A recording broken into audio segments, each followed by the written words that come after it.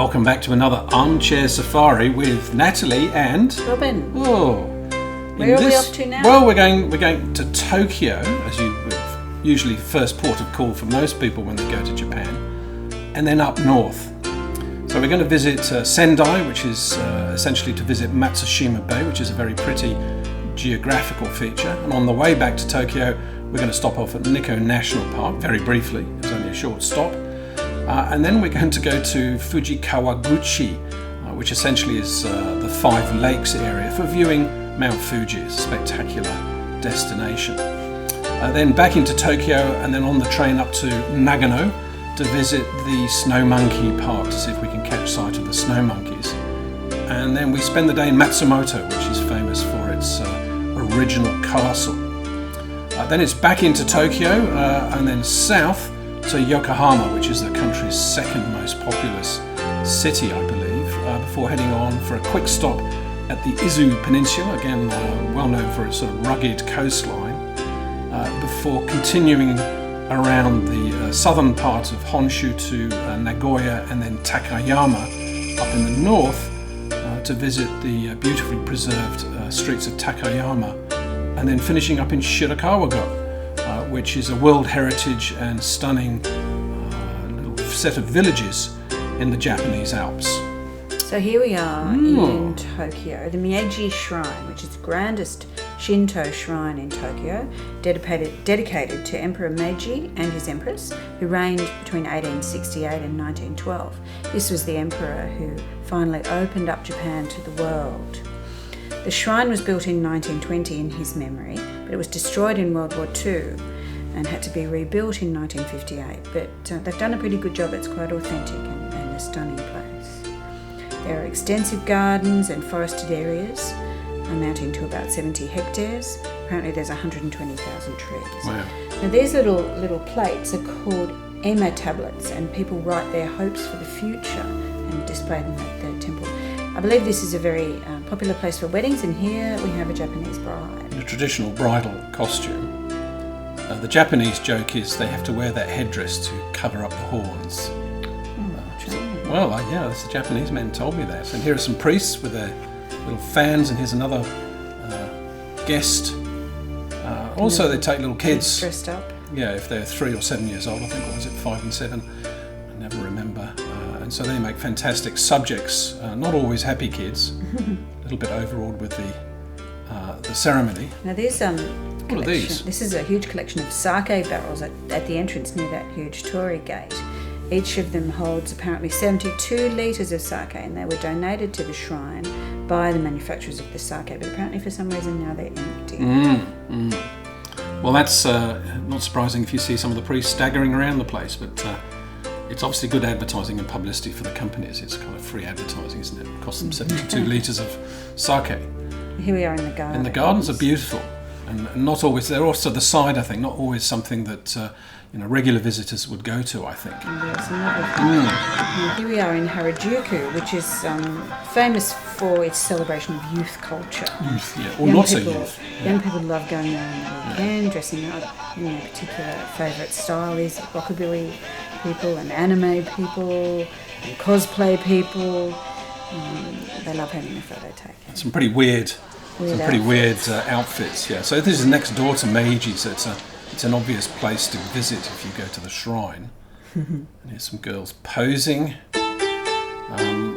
So we're going to have a look at Tsukiji Fish Market, and this is some of the photos, like this electric trolley cart, is from the original one. I think in 2018 it moved. It used to be the world's biggest seafood market, and it had opened in 1935, but it closed down in 2018. At least the wholesale part of it did, and moved a couple of kilometres further away. But they have maintained the outer retail market, which is a very interesting place to visit. You can do some shopping, you can sample the wonderful seafood and other kinds of food, and even some sake. We did a guided tour, which was highly recommended. Excellent, yes. Interesting. We ate pufferfish. We did. Well, some of us did, carefully anyway. Prepared. And everybody lived to tell the tale. This man's selling traditional Japanese omelettes, which were tasty. But yeah. So they're very keen on you not eating and walking around, which is quite good. It's very crowded. But clean. And on a tour is a very good idea because you can find out about the names and the then they uses. give you lunch. And you get lunch, in a stand-up lunch So bar. here we are in another temple. This is Senso-ji, Tokyo's oldest Buddhist temple. It's even older than the city itself. It's said to have been begun in AD 628. Wow, that's a long time ago. Yeah. Most of the temple complex survived World War II bombings, but some of it needed to be rebuilt. A bit of a touch-up. Now, apparently this smoke from this cauldron, the incense and so forth, is meant to confer good health. So that's why people Not lung cancer. waft the smoke over Okay. themselves. And apparently they have a staggering 30 million visitors to this every year. And 2.5 million visitors every year in the first 3 days of the new year. Now, who are these people? Oh, these are actors from the Kabuki Theatre who just appeared round the corner. Oh, okay. And they were mobbed by a group of middle-aged Japanese women who just love Kabuki Theatre. They're groupies. Pretty much so, yeah. Here's an infrared picture. And it's very colourful, very nice place to visit. Probably wouldn't go there on a weekend because it's incredibly busy and you have to sort of shuffle your way along. And Nezu, this was a lovely this is place. fantastic This is another spot. very old Tokyo Shinto shrine. Look at that. Yeah, no, it's most beautiful at the time of year. We were there in April when they have the Azalea Festival, the Bunkyo Azalea Festival. They have over 3,000 plants of more than 100 different varieties and this lovely series of torii gates winding up the hillside. And they also last a lot longer than cherry blossoms, I think. It's just after the cherry blossoms have finished. And these last up to a month, I think, whereas cherry blossoms are good for 7 to 10 days. It's a very beautiful spot. Highly recommend. It's only open during that season, though, I think, The isn't garden, yeah. Here's another beautiful This was staggering. This is floral amazing. display in the eastern part of Tokyo, a little off the normal tourist trail. They have a wisteria festival. This shrine, is dedicated to a Shinto deity who was a poet during his life. There's some birds, there's turtles in the ponds, some lovely bridges, and lots of Japanese people trying to take It's a getting- perfect photo. Trying the ultimate shot. But you can stay just This beautiful. is a popular place for students to pray for exam success. Oh, So I don't That know would how be popular, successful- yeah. Oh, Yeah. We'll need a little bit of help. they do. So stunning in April, is it, or May? April. April. It's a fantastic spot, well worth a trip up there.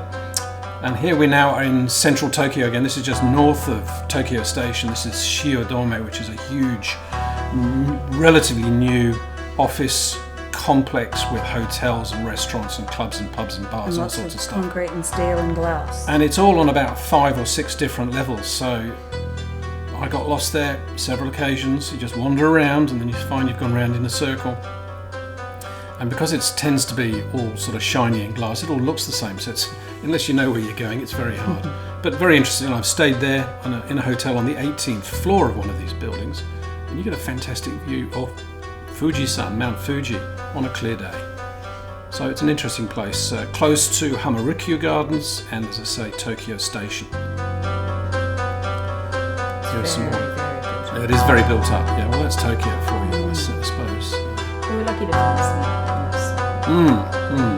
Well, that's the nice thing. So the next place we visit is Hamarikyu, which is it's Shinjuku. This is Shinjuku. I must have got on the wrong train. Easily done. Yeah. So Shinjuku Station is the world's busiest. Has It's more than mad. 200 exits and more than 3.5 million passengers every day. It's also famous for its shopping and its nightlife. Lots of crowds and neon. There's a famous area in Shinjuku is called Golden Gate, which was a former red light district. But prostitution has been made illegal in Japan, and now there's just lots of drinking. So they say. Yeah. So they say.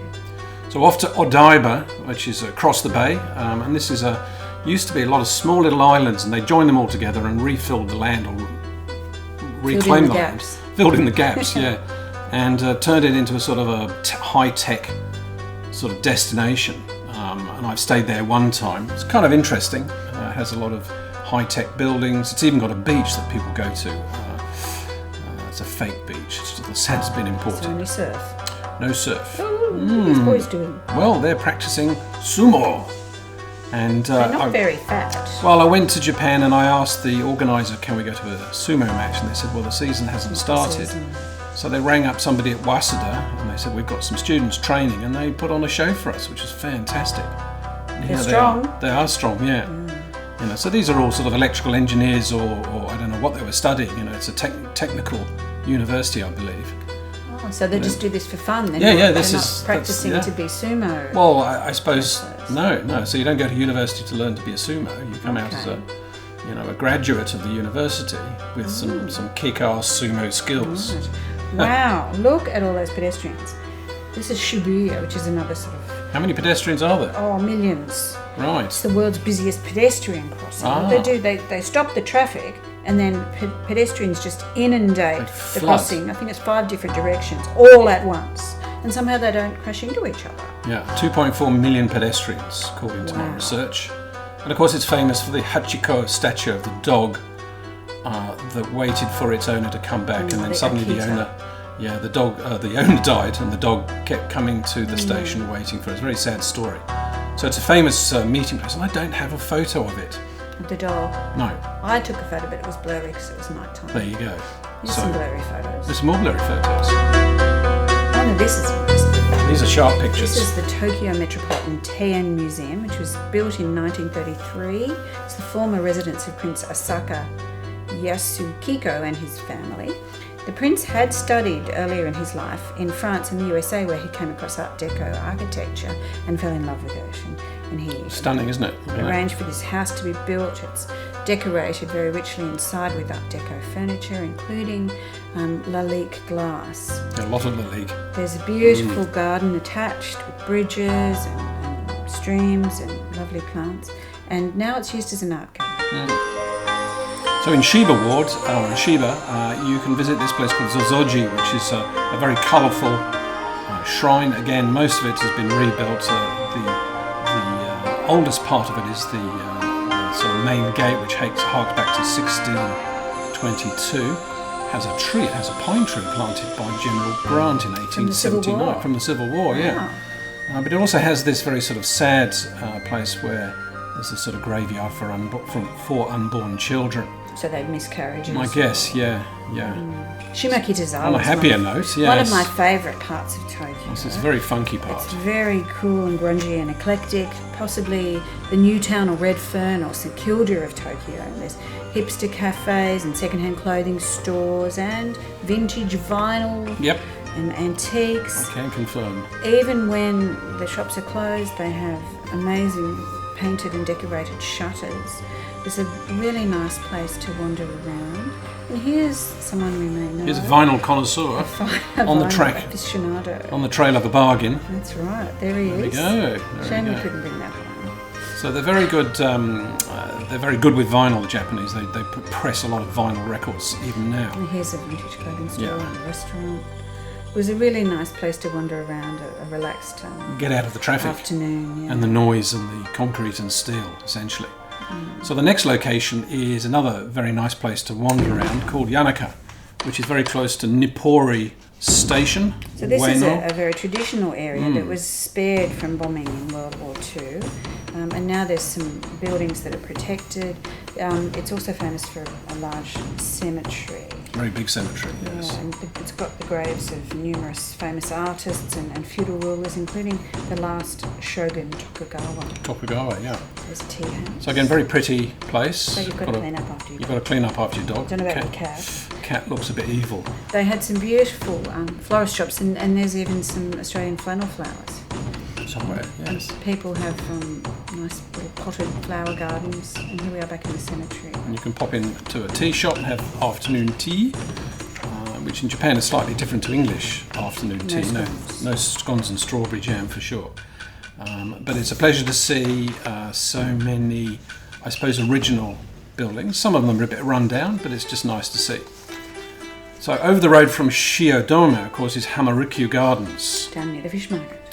So this is an Edo period garden built on the site of an old palace. Shogun's Palace. Shogun's Palace, yeah. But it itself was built on reclaimed land. Now, when we were there, we were lucky enough to see this beautiful peony garden.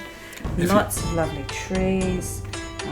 There's a lake. It's dead scenic. Yeah, and it's interesting with the tall skyscrapers in the background. It's a nice little respite from the hustle and bustle of Tokyo. It is, and you just sort of walk in there, costs you $2 or $4 to get in. Tea house. and very peaceful. And there's the usual herons in the ponds, ducks on the pond. It's a peaceful space and a very good introduction to Japanese gardens if you've just arrived in the country. So way up north in Sendai, I went up there one trip in 2007 to see the Nikon factory. And so they went out to this beautiful place, Matsushima Bay, which has about 200 islands. I didn't count them, I looked it up. They're very small. Some are very small, some are quite big, and these are probably oysters growing. And then there's a power station or a fertilizer factory in the south, which one of our guides said that was a mistake. It was built in the 60s. And it's one of Japan's 3 most beautiful spots. Japanese love having lists of important things, including beautiful spots. And this is one of 3. The other 2 being Miyajima and Amano Hashidate, which we'll see later. We'll see Miyajima later anyway in the next video. So it's a very pretty spot, little shrine there.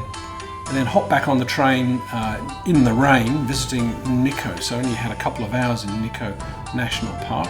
It's famous for this Toshogu shrine, which is the mausoleum of yet another Tokugawa.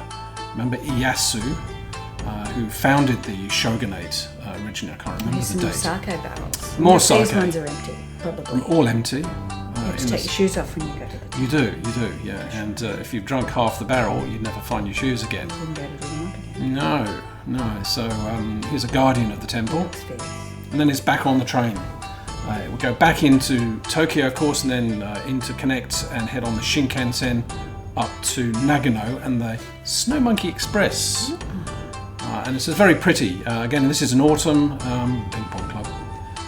Yudanaka's a little mountain town, and it has a beautiful, very tall statue, as you can see, you can visit amongst the trees, the forest.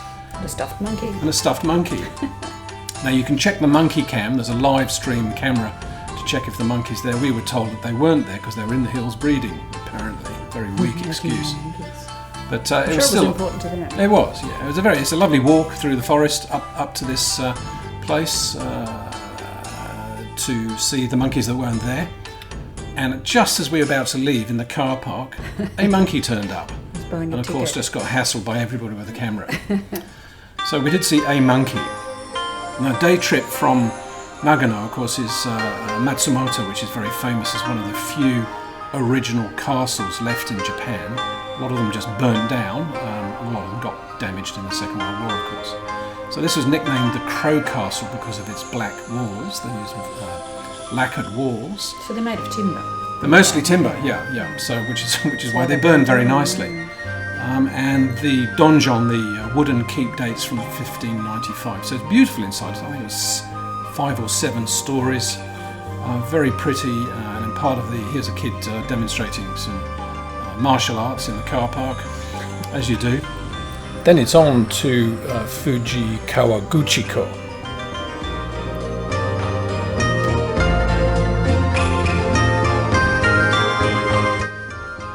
So this is part of the 5 lakes area surrounding Mount Fuji.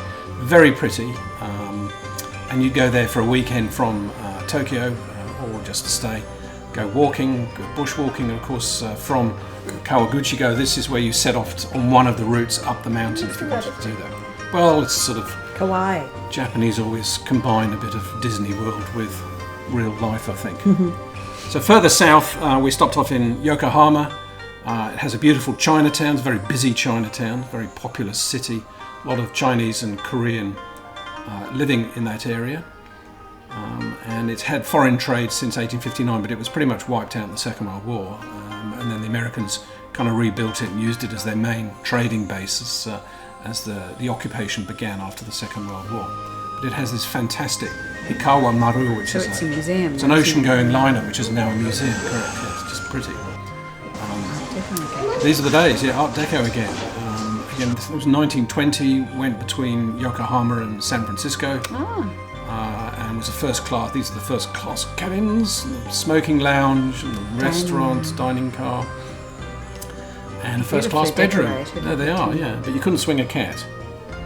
But they probably wouldn't allow a cat on. So is this lady on the train? She's a train guard, yeah. Keep you in line. Yeah, we'll try, yeah. So this is rugged scenery, and there's a lovely walk you can do. There are hot springs which I didn't visit, but basically rugged coastline is very popular for people to get to from Tokyo. Of course, it's only 40 minutes out of Tokyo, pretty much on the express train. Through Nagoya and then up into the mountains again to Takayama, which is a very old town that has a lot of renovated or historic streets from the Edo period, 1600 to 1868.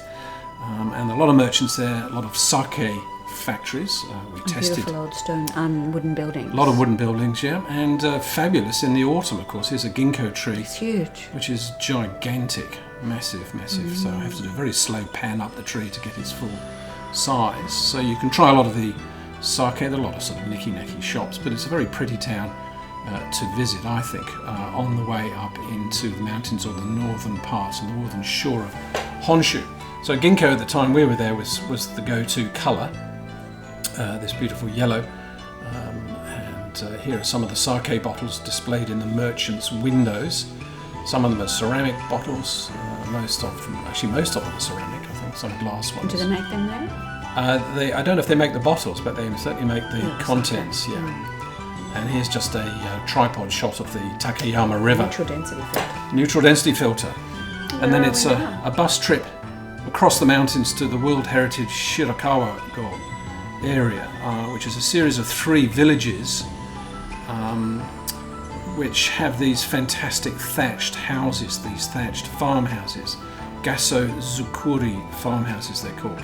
So some are over 200 years old, and the whole place has been preserved as a living museum. Here's a carp pond, and it's just a stunning place. It's apparently, well, they grow rice, buckwheat and millet, but quite a few of them are now renting out or converted their farmhouses into sort of guest houses, so they're very special, very expensive places to stay.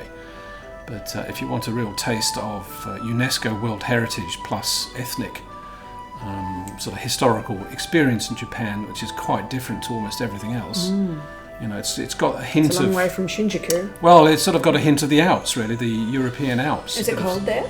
It is very cold, and can get completely snowed in. And the classic scene, which I've seen, I've never been, is when it's snowed. It'd be very cute. It's just absolutely stunning in the winter, although it'd be very, very cold. They also preserve some of these houses as well. So there's a museum across the river. You'll see the suspension bridge in a moment. And on the other side, they've got about 15 of these houses preserved in the museum, which is a great thing to do, because otherwise they'll just sort of fizz out. But they have to maintain these buildings in the original structure. They can't change them at all, so they have to look the same. And that's our trip to northern Honshu and Tokyo. Okay, bye for now. And bye for now. Look forward to the next video.